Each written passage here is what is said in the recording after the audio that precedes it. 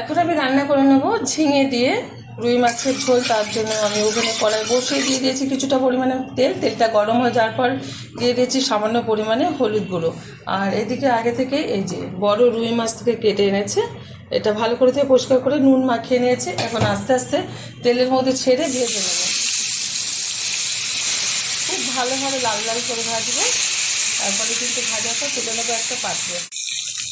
মাছগুলো কিন্তু উল্টে দিয়েছি আর খুব ভালোভাবে মাছগুলো কিন্তু আমি ভেজে নিচ্ছি। আর আপনারা কিন্তু যখন এরকম মাছের ঝোল বানাবেন ঠিক একটু কড়াভাবে কিন্তু ভেজে নেবেন, তবেই ভালো লাগবে।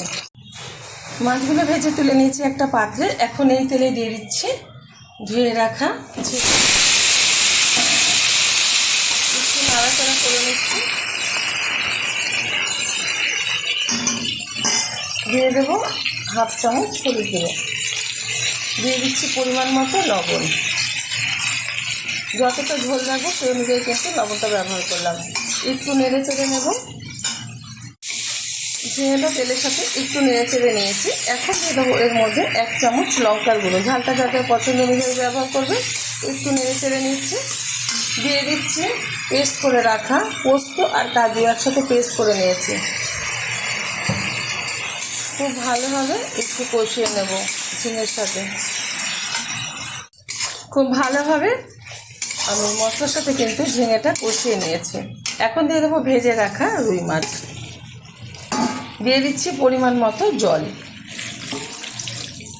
বেশি জল ব্যবহার করা যাবে না, কারণ এই ঝিঙে যত সিদ্ধ হবে ততই কিন্তু এই ঝিঙে থেকে জল বেরিয়ে আসবে। তাতেই কিন্তু খুব ভালোভাবে সবজিটা মানে মাছের ঝোলটা রান্না হয়ে যাবে।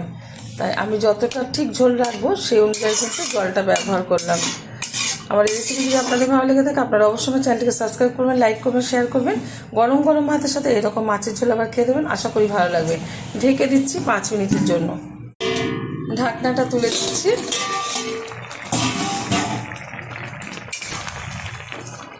আমি কিন্তু একটু পাতলাই ঝোল রাখবো। আপনারা যদি এর থেকে ঘনত্বটা বাড়াতে চান ঝোলের, তাহলে কিন্তু বাড়িয়ে নিতে পারেন। এই অবস্থাতে আমি নামিয়ে গরম গরম ভাতের সাথে সার্ভ করব।